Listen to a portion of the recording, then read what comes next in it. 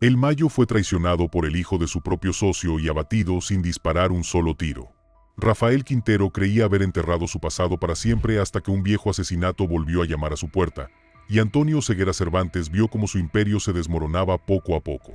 Desde capturas inesperadas, hasta giros que cambiaron las estrategias, estos son los 5 capos del narcotráfico que lo perdieron todo en 2025.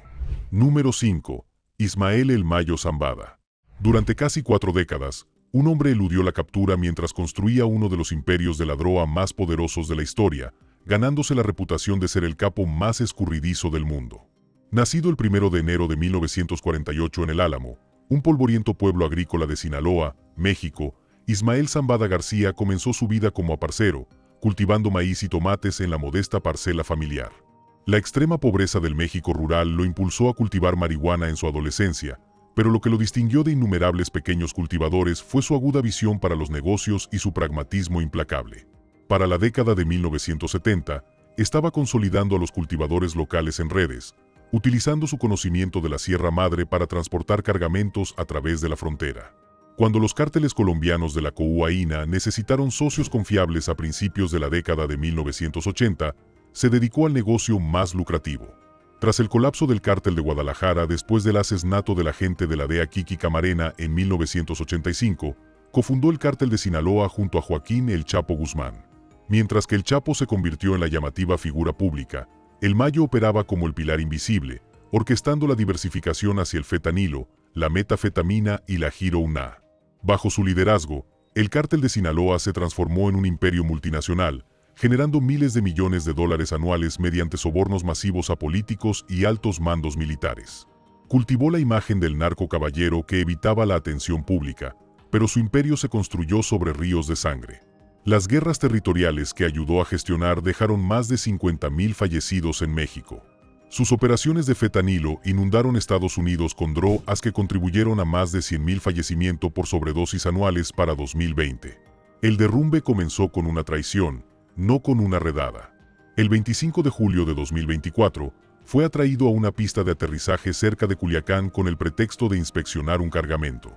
En cambio, abordó un avión con Joaquín Guzmán López, uno de los hijos del Chapo, quien había negociado secretamente un acuerdo con las autoridades.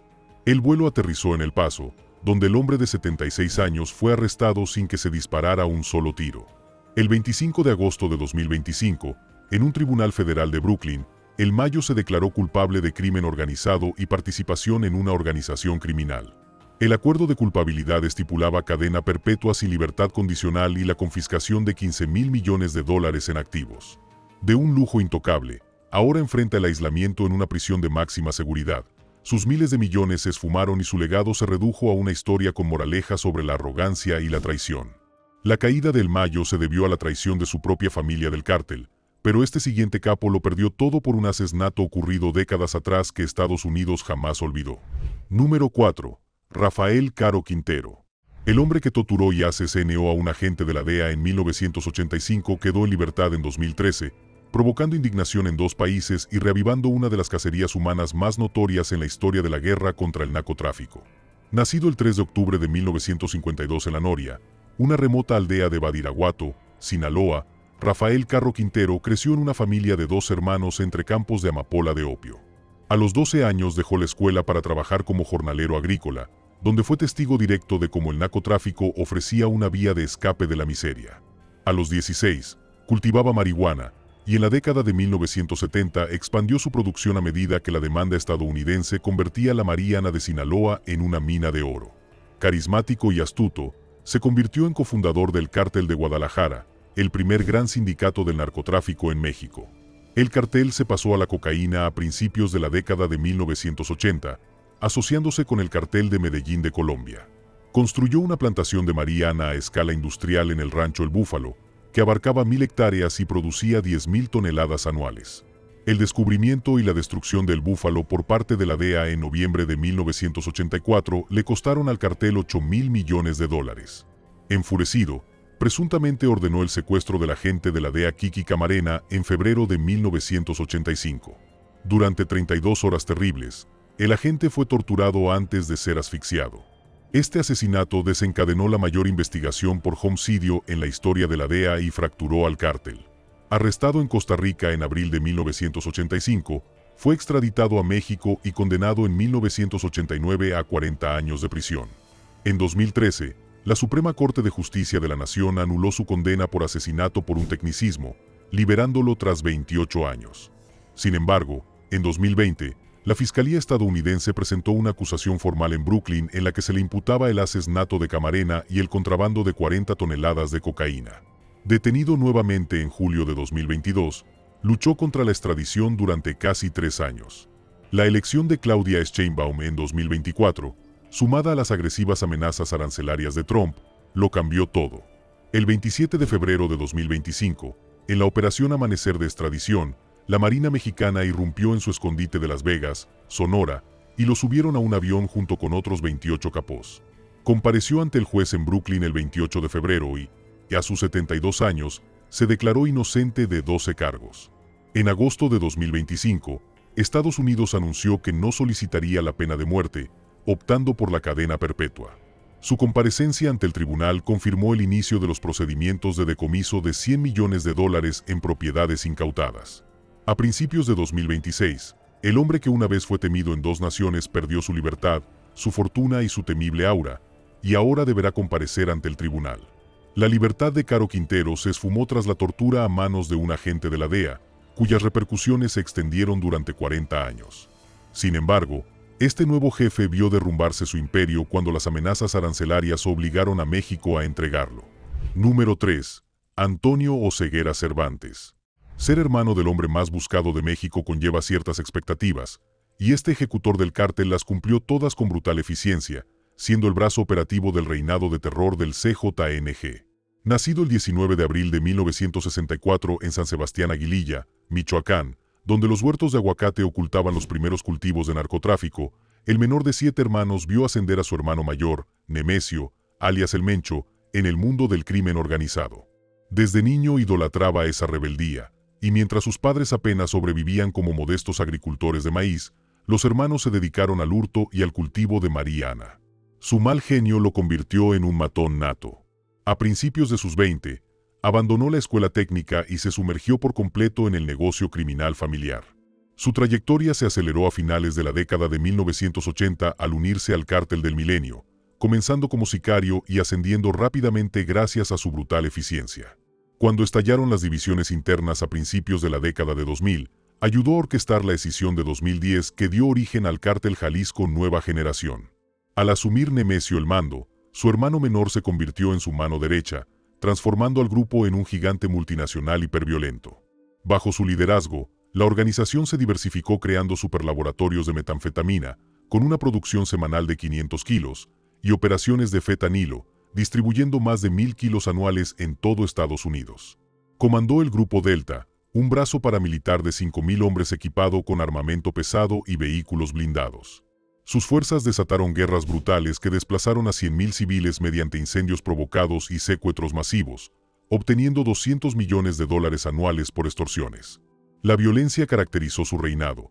El grupo se atribuyó el mérito de bloquear carreteras con autobuses secuestrados y masacrar manifestantes. Su arresto el 18 de diciembre de 2022 en Zapopan, durante un control de tráfico, marcó el inicio del desmoronamiento, pero las demoras en la extradición ganaron tiempo.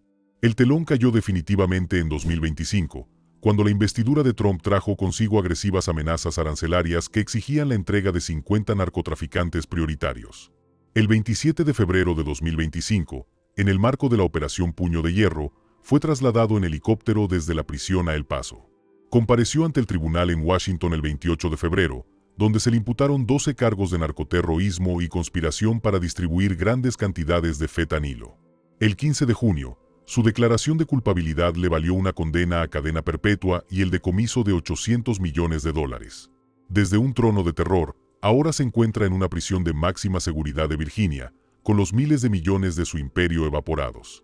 Mientras que Antonio perdió su imperio de fentanilo ante las agresivas exigencias de extradición de Trump, este otro capo del narcotráfico vio cómo su red financiera y su legado, cuidadosamente construidos, se derrumbaban bajo la misma presión política. Número 2. Vicente Carrillo Fuentes. El discreto contador que se transformó en uno de los capos más calculadores de México, demostró que la inteligencia puede ser tan letal como las balas en el narcotráfico.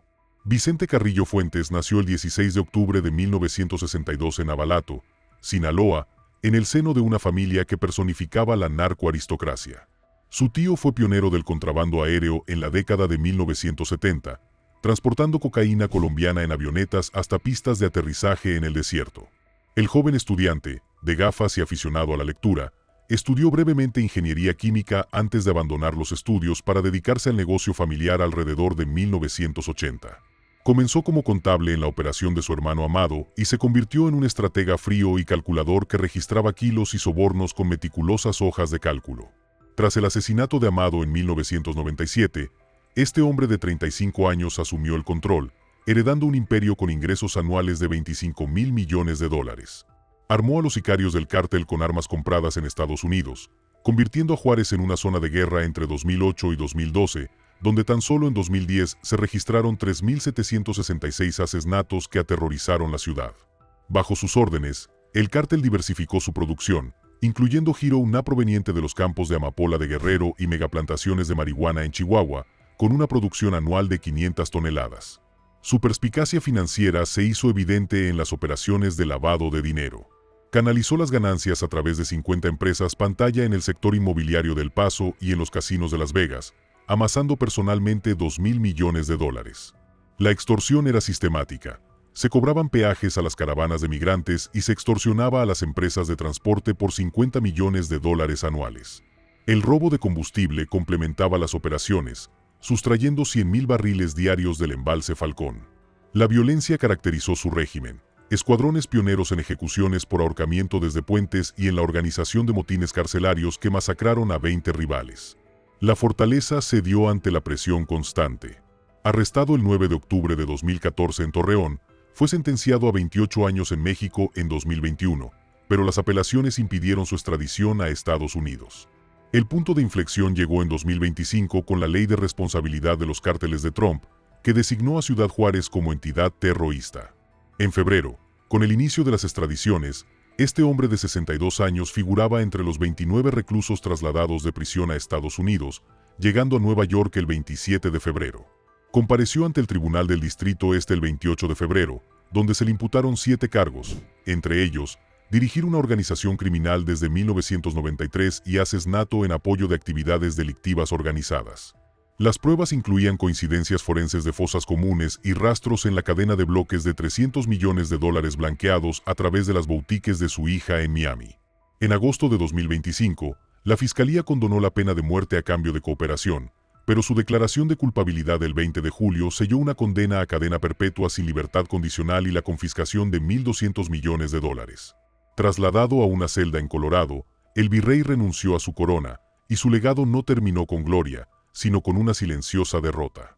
Los meticulosos registros contables del virrey no pudieron evitar la confiscación de $1.200 millones, pero este nuevo jefe perdió aún más cuando su imperio paramilitar del terror se enfrentó a cadena perpetua y a la confiscación de $1.500 millones. Número 1. Miguel Ángel Treviño Morales. Cuando soldados de las Fuerzas Especiales utilizaron su entrenamiento militar para construir el cártel más brutal de México, crearon una pesadilla que redefinió la violencia del narcotráfico, y este hombre se convirtió en su comandante más temido. Nacido el 28 de noviembre de 1973 en Nuevo Laredo, Tamaulipas, una ciudad fronteriza austera donde el río Bravo susurra promesas de fortuna, Miguel Ángel Treviño Morales provenía de una familia de 8 miembros. Conocido tristemente como Z40, su infancia mezcló aspiraciones legítimas con la tentación del narcotráfico. A los 14 años ya hacía recados para los capós locales, y a los 16 pasó a ser vigía armado. Su temprana afinidad por la violencia llamó la atención del ejecutor del Cártel del Golfo, Osiel Cárdenas Quillén, quien lo reclutó en 1999. Lo que comenzó como extorsionadores a punta de pistola evolucionó hasta la cofundación de los Zetas, el escuadrón de élite del Cártel del Golfo formado por exdesertores de las Fuerzas Especiales. Profesionalizó a los Zetas a principios de la década de 2000, entrenando a reclutas en tácticas guerrilleras en ranchos cerca de Matamoros. Bajo su mando, los Zetas se separaron del Cártel del Golfo en 2010, apoderándose de territorio en 15 estados y diversificándose hasta convertirse en un imperio de extorsión que generaba $500 millones anuales. Secuestraban a 1.000 migrantes al mes, exigiendo rescates de $2.000 por cada uno o extrayéndoles órganos para venderlos en el mercado negro. Fue pionero en el corredor de cocaína del cartel, lanzando cargamentos desde aviones sobre desiertos hasta casas de seguridad en Laredo.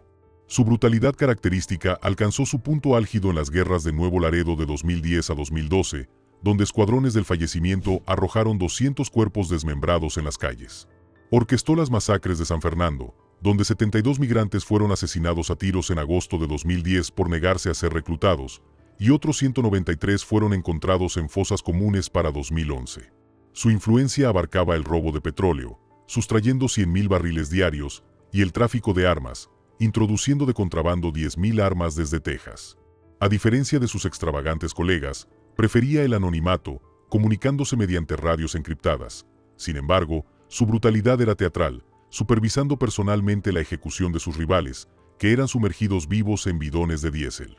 Capturado el 15 de julio de 2013 en un rancho de Nuevo Laredo, fue sentenciado a 35 años de prisión en el altiplano mexicano en 2015. Desde su celda, presuntamente dirigía a los remanentes mediante teléfonos de contrabando. El desenlace en 2025 fue geopolítico. La orden ejecutiva de Trump en febrero, que catalogaba a su grupo como organización terrorista, junto con los aranceles al acero, forzaron su extradición. En la redada del 27 de febrero, el hombre de 51 años fue trasladado a Washington. Acusado el 1 de marzo, se enfrentó a 15 cargos, incluyendo narcoterrorismo, por más de 500 asesinatos. Para abril, el aislamiento minó su rebeldía. El 10 de mayo, su declaración de culpabilidad le evitó la pena de muerte, pero le impuso cadena perpetua y el decomiso de $500 millones. Trasladado a Pensilvania, Z40 entregó su trono del terror, su legado de 50.000 cadáveres quedó archivado en el implacable libro de la justicia. El trono de violencia de Z40 se derrumbó bajo los cargos de narcoterrorismo, pero este nuevo jefe demostró que los genios de las finanzas caen con la misma fuerza cuando se rastrean $1.800 millones de dinero lavado hasta plantaciones de aguacate.